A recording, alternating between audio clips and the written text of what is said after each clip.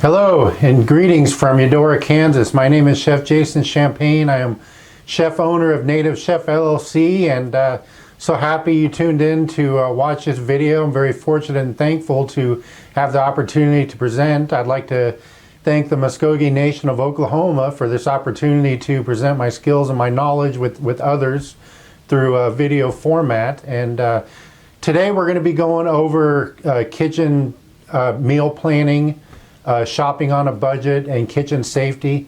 I hope there's some tips today that you watch that you can gain from, and I sure appreciate this opportunity, and I'm so happy that you're watching. Let's get into the kitchen. Thanks.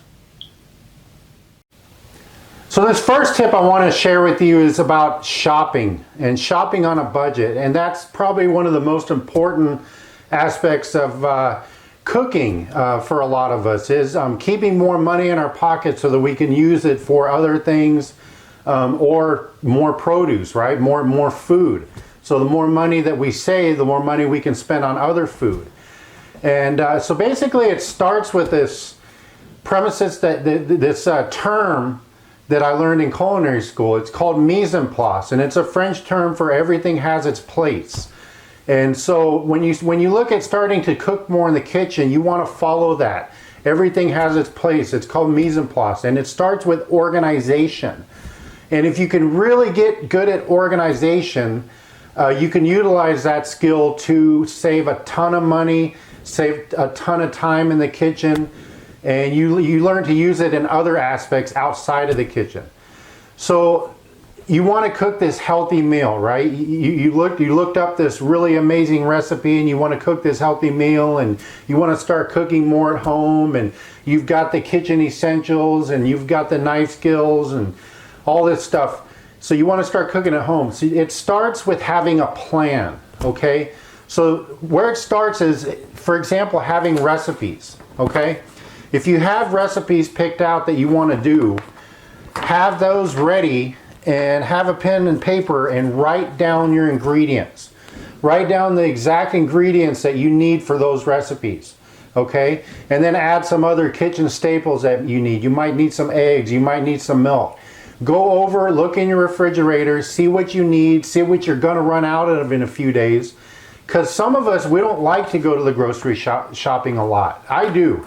I'm not very far, but it's a weight-bearing exercise. It's a chance to go walking around and get some exercise at the same time as shopping. But some of us are really busy, right? We have busy schedules. We're not able to go to the grocery store every day. So that's where it's so important to be able to utilize your time correctly and have this pen and paper and list in front of you, and add to it. Add to it through the week. Have it ready to go. You think to yourself, okay, well, I'm going to need some bread. I'm going to get that, eggs, and then you lay it down. And then later on, maybe you go to the fridge and you realize, okay, well, I need some of this or that. Along with your recipes, it's good to have a list, okay? Another thing that I like to do is I like to shop the sales papers, okay? I'm a huge sales papers person. A lot of people will call me, I guess you can say, cheap, right? You hear the word, he's very cheap with his money, right? He's very frugal with his money. Well, you know, the way I like to look at it is that I am very efficient with money. Okay, I like to be efficient with money. I like to be able to spend the least amount of money on things so that I can have more of it in my pocket. That's just the way I've thought for years and years and years.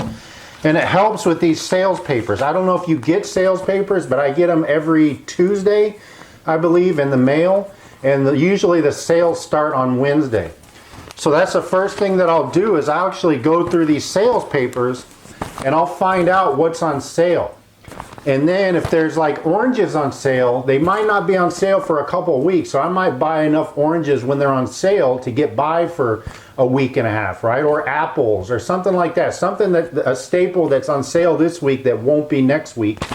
And I'll buy a little bit more than I need so that it'll get by until the next time they're on sale. And maybe oranges and apples aren't on sale, right? So then I'll look for another fruit or something that's on sale, and I'll eat that. That will be my fruit for the week, right? And there's many sales papers, depending on where you live. And if you don't get them in paper, use your phone. That's another thing I like to do. If I don't want to look at the paper, I'll just go on my phone. There's a Hy-Vee, there's a Dillon's here, there's a Check. I live in Eudora, Kansas, so I'll actually go on my phone and I'll look up their ad papers, and I'll have my list right here next to me, so that when I see it this week, this is on sale, and I'm going to buy that. Or this week, let's say something like round steak or maybe 93% lean ground beef is on sale, right? That doesn't go on sale very much. So I'll buy a little bit more than I need, and I'll freeze some of it, and I'll show you tricks on how to freeze stuff. But it pays off in the long run. Maybe some of you guys have access to Sam's Club or Costco, and you know, bulk buying is pretty important to keeping more money in your pocket. I know it seems like you're giving out a lot at the time, but if you look at the money that you're saving, if you do that over 5 years, you have a ton more money in your pocket than you would have had you just randomly went out and got the 93% ground beef, or you randomly went out and got a box of storage bags or something like that.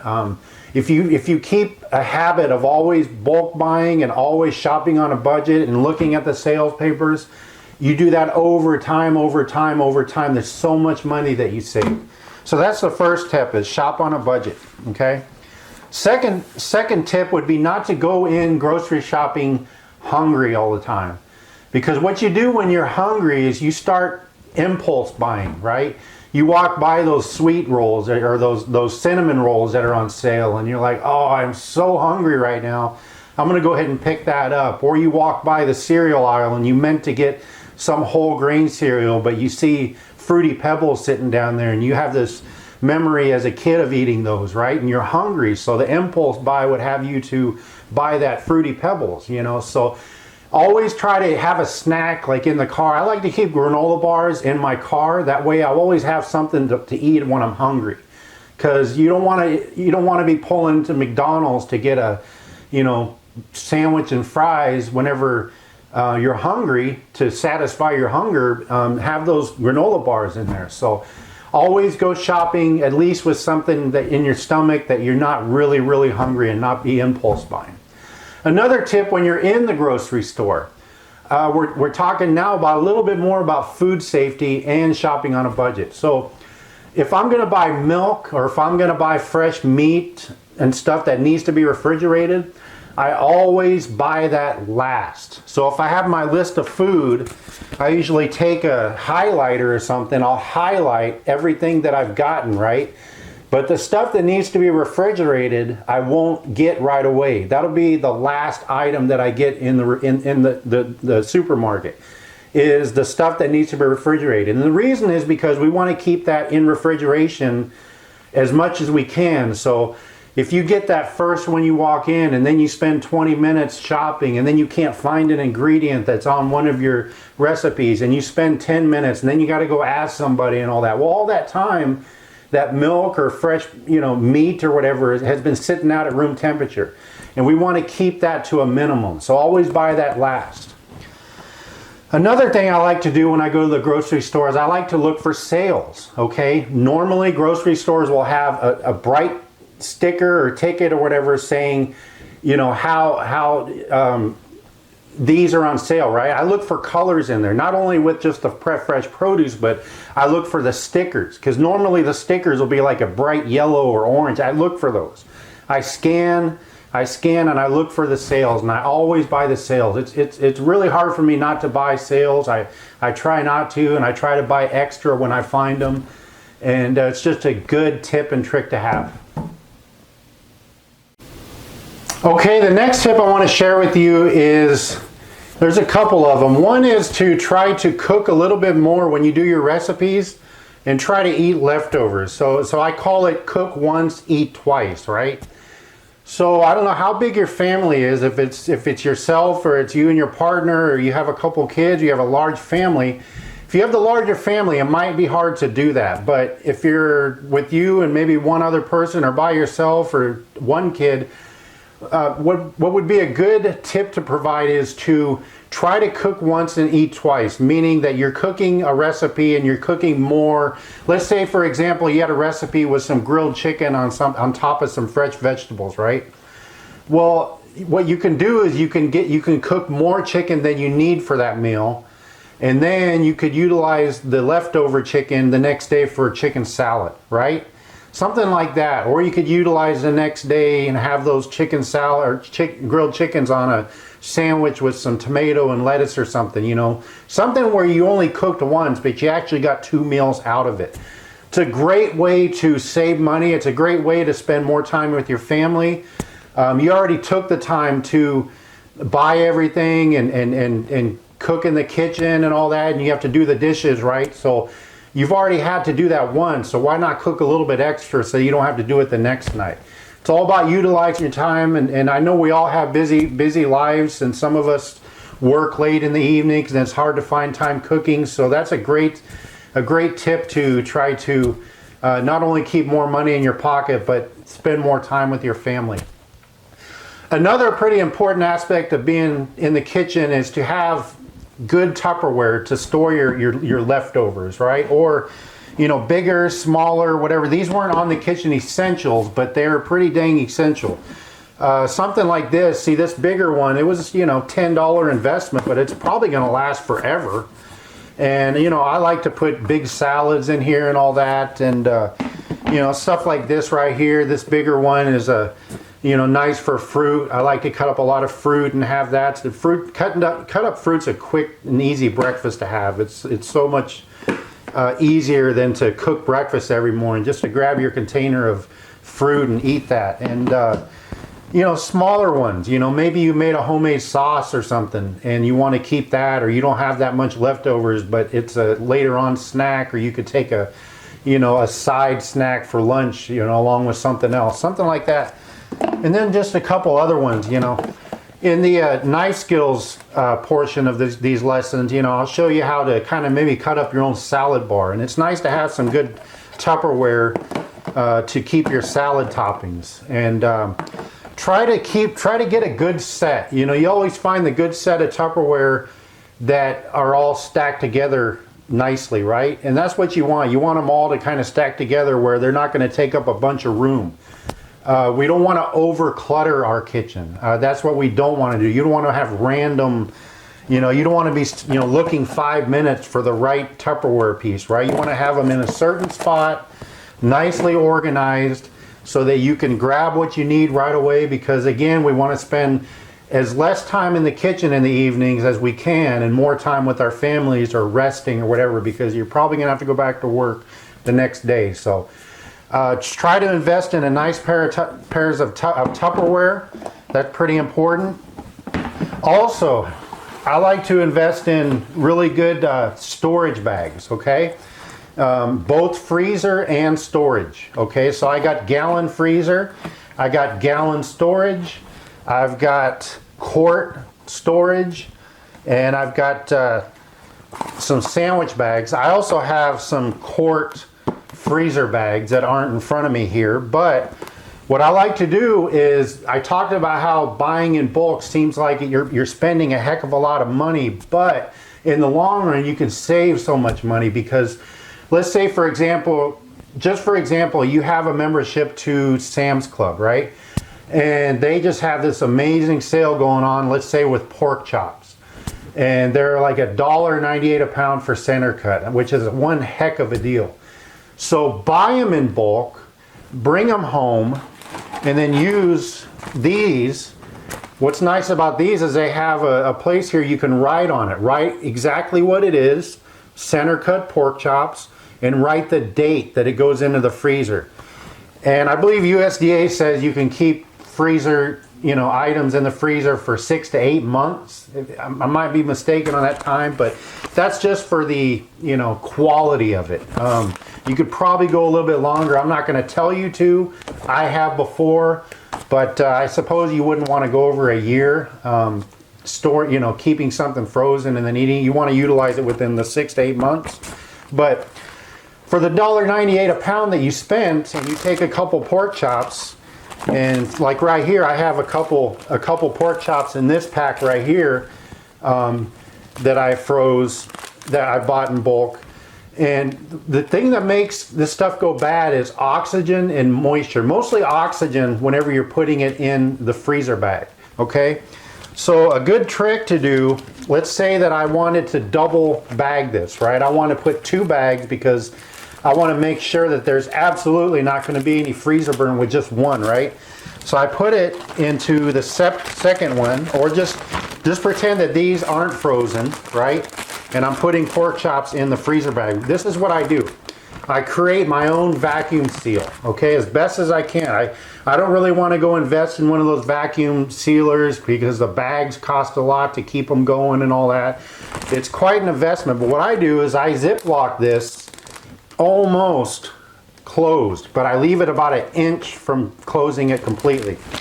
And then what I do is I squeeze out all that air. Really squeeze all that air, and if these were to thaw, then you'd be able to really form them and squeeze out all the air. Once I get all the air out like this, then I seal it. So now I'm going to come a little closer here. So now what you have is you have it really sealed tight, okay, almost like a vacuum. Almost like those, probably not as good as those vacuum sealers, but almost. And that's what we want. We want to squeeze all of that air out that we can to keep our product in there. And what's nice about this is then you buy in bulk, right? Or let's say sirloin steak came on sale, or maybe roast. Maybe you guys like top roasts or chuck roasts or something, and they go on sale for maybe $2.98 a pound, which is a really good deal. Maybe buy 3 of them. You know, maybe you only need 1 for 1 recipe or 1 meal, but buy a couple extra, and it sounds again like you're spending a heck of a lot of money, but you know, how many times are they going to go on sale for $2.98? They might not go on sale for another month and a half again. So at least you have 2 more that you purchased at a lower price at $2.98 a pound. You spent more one time, but then you have 3 more meals to come. And then you try to cook again. If you have a smaller family, you cook the roast and maybe you have some leftovers. So then you could use those leftovers for the next night for some type of like healthy wrap or some type of maybe a sandwich, maybe just lunch meat. So you're cooking once, you're eating twice, and then you have 2 more meals to come with the roast that you've frozen. So really good tips to carry in the kitchen. Again, just stuff I picked up over the years to keep more money in my pocket. Okay, I want to go over very quickly a really important part about storage and safety of storing your foods. Okay, so this is my fridge here, and as you can see, I have a lot of my fresh produce on the top. I have some eggs on this middle shelf here. Most important thing though is I have my raw products on the very bottom, and the bottom shelf should only be used for raw product only, unless you're somebody that cleans your fridge on every 3 days or something. Anything that's raw should always be on the bottom shelf. And the reasoning, because if it leaks, if there's any type of a leak, you don't want to cross-contaminate.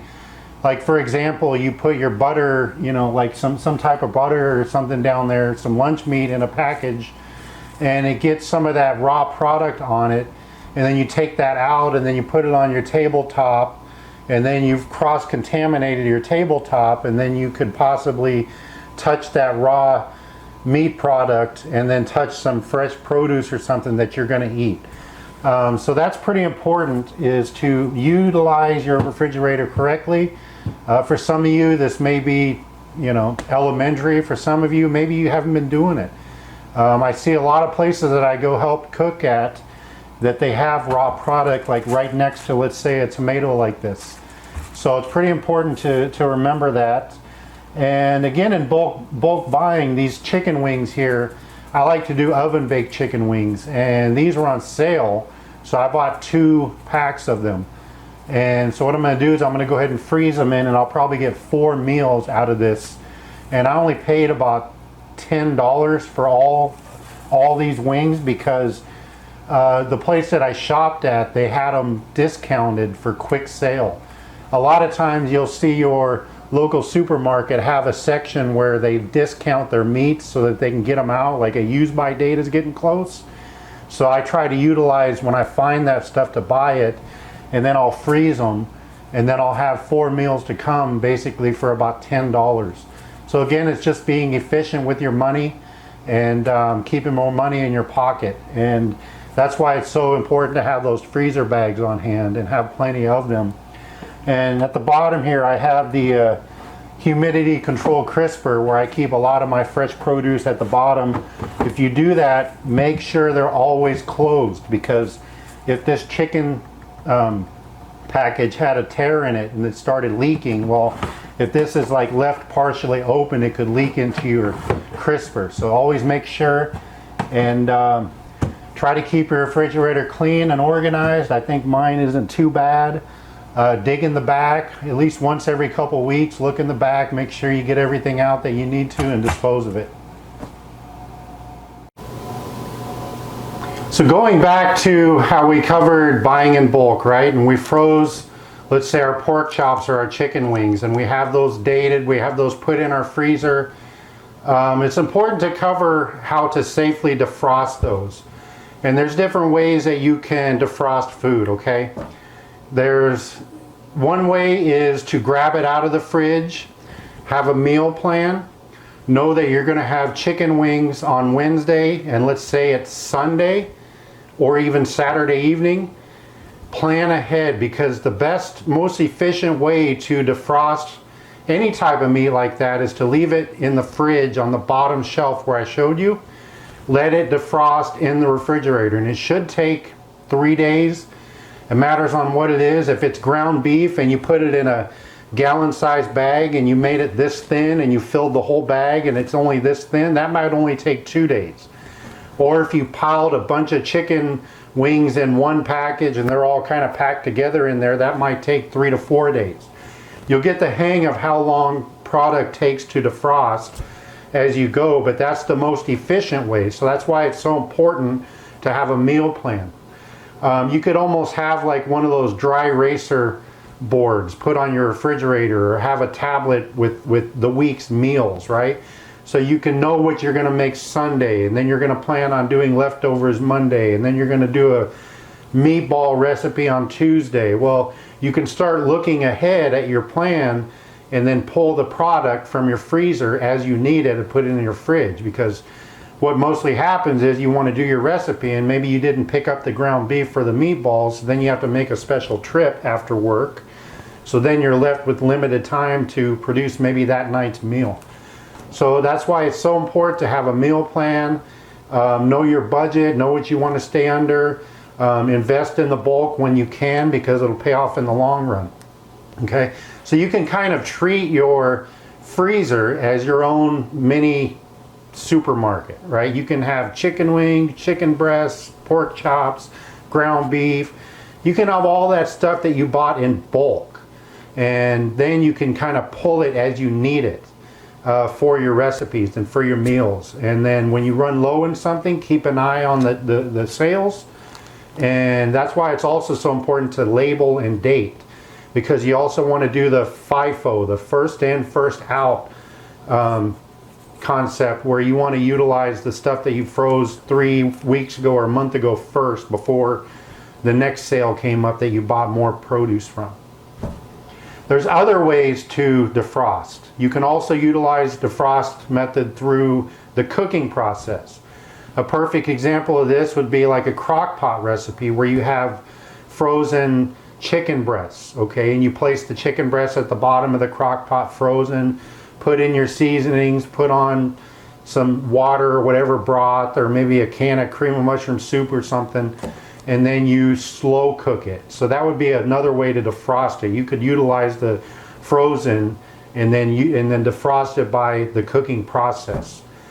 A third way would be to utilize your sink, and I'll show you a quick example of how to do that. So again, I said the ideal way would be to defrost it at the bottom of your fridge, but let's say, for example, you forgot to pull your item, and let's utilize these pork chops here as an example. So you need these by the end of the evening. Maybe it's a Saturday morning, you plan on doing grilled pork chops. Let's say there's 6 of them in this package, okay? So this is what I would do. This is another great way to defrost product. You put it in the bottom of a quart-sized pan like this. I think this is a 6 quart, okay? You put it in your sink. Sometimes I like to put a fork at the very bottom to kind of tip it so so the water is always going down the drain. And then you fill it all the way with cold water, okay? And then once you get the cold water, you simply, if this was full right now, then we just want to stream. We want to replenish it with just a really fine stream, as low as you can get it. Just like that. Okay, so it's a stream of water. So what it's doing is, imagine the water being right up to the top, right? Well, this stream of water is getting continually replenish the water in here, okay, with the cold water. And if you do it this way, these pork chops should be defrosted within about 3 hours, okay? It's an easy way to do it. I've had to do it many times, and it's very efficient and it's safe, okay? What you don't want to do, and I've seen it done many times, I don't know if you guys are guilty, but how many of you guys have grabbed that and left it out at room temperature, right? You want to cook some burgers at night and you got patties and you pull them out and you put them out to sit on your countertop or in your sink all day long until you need them. What we're trying to do is we're trying to avoid the time temperature zone, okay? The time temperature danger zone. And that's between 135, it's between 45 degrees and 135 degrees. So anytime your food gets in between those time frames, it starts developing bacteria. And it can get you sick. It can increase the chances of you becoming sick. So what I hope you do is not do this. I know some of us have been guilty before. I've been guilty before a few times earlier in my life, but I try not to do this. Try not to do that. Utilize the bottom of your fridge with with the meal planning, or do it this way with that slow stream.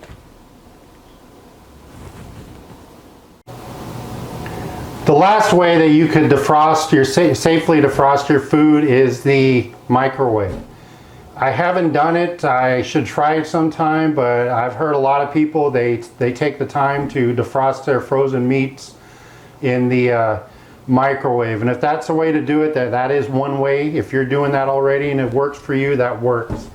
But just please, I hope these tips have helped you understand how to safely defrost meat and store meat and to buy meat and to shop on a budget and meal planning. It's just so important. It's helped me over the years. Another important thing to try to do in your kitchen is always know where everything is, right? So basically, you know, you're in control of your kitchen, and how many times have you put, let's say, a whisk somewhere, and then you got to dig around, you got to find it, and you lose time in the kitchen because of that. If you need to overhaul your kitchen, do it. You know, we went over the kitchen utensils and equipment, and if you have to take everything out of your cupboards and go over what you need, what you don't need, what you need to get, and have all that organized. Have them in drawers, know where those drawers are, what's in them, open them occasionally to make sure you remember where they are. And try to use your time efficiently in the kitchen.